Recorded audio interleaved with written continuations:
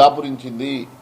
పూర్తిగా నువ్వు ఈ రాష్ట్ర పాలన మీద పూర్తిగా గాడి తప్పి నీ కంట్రోల్ తప్పిన మాట వాస్తవం కాదా?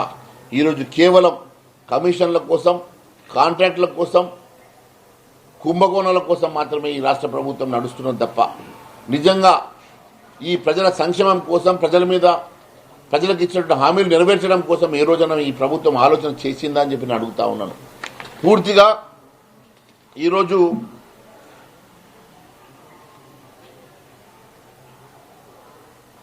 ఈ రాష్ట్ర ప్రభుత్వాన్ని సూటిగా నేను అడుగుతా ఉన్నాను. రేపు మీరు క్యాబినెట్ మీటింగ్ ఉన్నట్టుగా పేపర్లో వచ్చింది.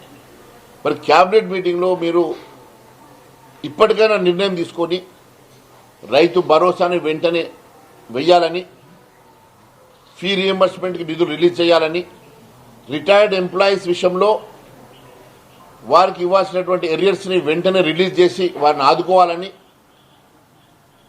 ఉద్యోగస్తులకు ఇవ్వాల్సినటువంటి డిఎల విషయంలో వారి పెండింగ్ బిల్స్ విషయంలో వెంటనే ఇవ్వాలని, వెంటనే ఎంపీటీసీ జెడ్పీటీసీ ఎన్నికలు నిర్వహించి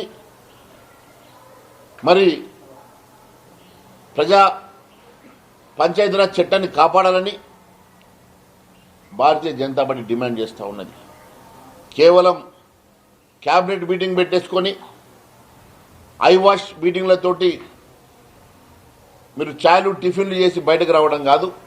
ఈ ప్రజా సమస్యల మీద చర్చ జరగాల, ప్రజా సమస్యల అంశం లోపల నిర్ణయాలు జరగాల.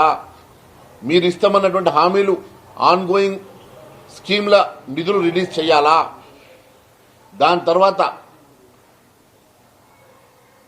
పంచాయతీరాజ్ చట్టానికి తూట్లు పొడవకుండా వెంటనే ఎంపీటీసీ జెడ్పీటీసీ ఎన్నికలు నిర్వహించాలని భారతీయ జనతా పార్టీ